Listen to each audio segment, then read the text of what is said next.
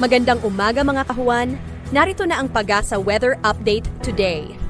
Maulan na panahon pa rin yung mararanasan dito sa buong bahagi ng Mindanao, maging sa Palawan at ilang bahagi pa ng Visayas, dulot pa rin ng Intertropical Convergence Zone or ITCZ. Samantala, ang easterlies naman ay nakakaapekto pa rin sa nalalabing bahagi ng ating bansa, kung saan magdadala pa rin ito ngayong araw ng mainit na panahon sa tanghali at may posibilidad pa rin ng mga isolated o yung mga biglaang pag-ulan, pagkidlat at pagkulog dulot nga po nitong easterlies. And sa kasalukuyan ay wala tayong minomonitor pa na bagyo or low pressure area na maaaring makaapekto dito sa ating bansa. Ngunit dahil active nga po yung ITCZ dito sa bahagi ng Mindanao, ay hindi po natin inaalis yung possibility na sa mga susunod na araw ay meron pong mabuong sirkulasyon or low pressure area dito sa silangan ng Mindanao. Kaya continuous monitoring po tayo and patuloy na magantabay sa updates.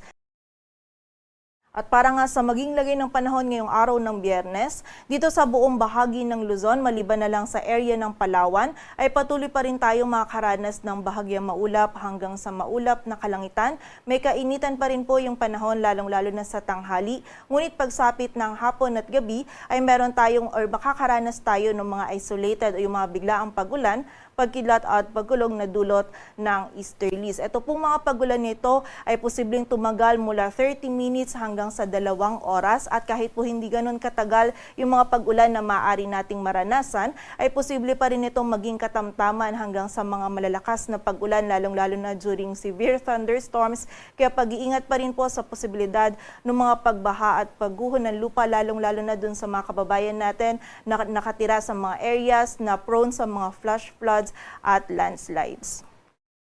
Agwat po ng temperatura dito sa Metro Manila ay mula 25 to 34 degrees Celsius, sa Baguio ay 16 to 26. Samantala yung maximum temperature naman sa Lawag, Tuguegarao at Legazpi ay maaaring umabot hanggang 33 degrees Celsius at sa Tagaytay naman ay hanggang 32 degrees Celsius.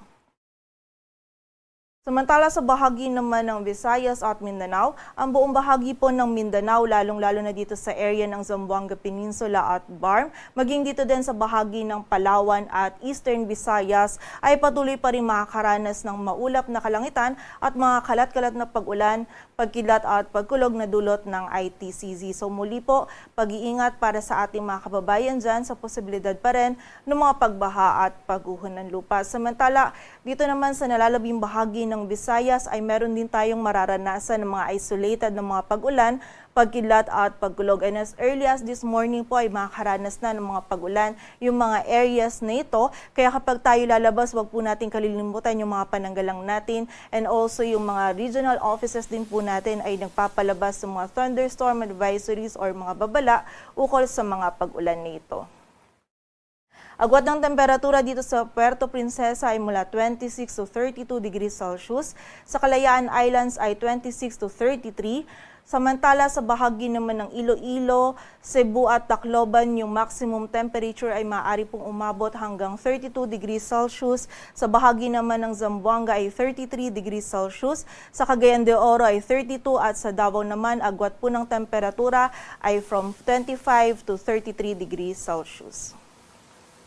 At bagamat nga po nagiging madalas na yung mga thunderstorm sa malaking bahagi po ng ating bansa, lalong-lalo na yan sa hapon at gabi, pagsapit naman po or sa bandang tanghali ay may kainitan pa rin yung panahon na ating mararanasan. At ngayong araw po dito sa Metro Manila, yung forecast heat index natin ay maaaring mag-range from 39 to 42 degrees Celsius, samantala 44 degrees Celsius naman yung highest forecast heat index natin sa ilang bahagi ng La Union, Cavite, Quezon at Occidental Mindoro. And may kita po natin dito sa ating heat index forecast map na malaking areas pa rin po ng Luzon yung posible pong makaranas ng heat index na maaring umabot sa danger level. Partikular na po yan sa ilang bahagi ng Ilocos Region, Cagayan Valley, Central Luzon, Calabarzon, maging ilang bahagi din po ng Mimaropa at Bicol Region. So patuloy pa rin pong pag-alala sa ating mga kababayan kapag po tayo lalabas, huwag pa rin natin kalilimutan yung pananggalang natin sa direktang init ng araw.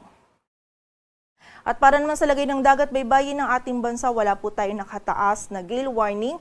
Kaya malaya makakapalaot yung mga kababayan nating mga ngisda, pati na rin yung may mga maliliit na sasakyang pandagat.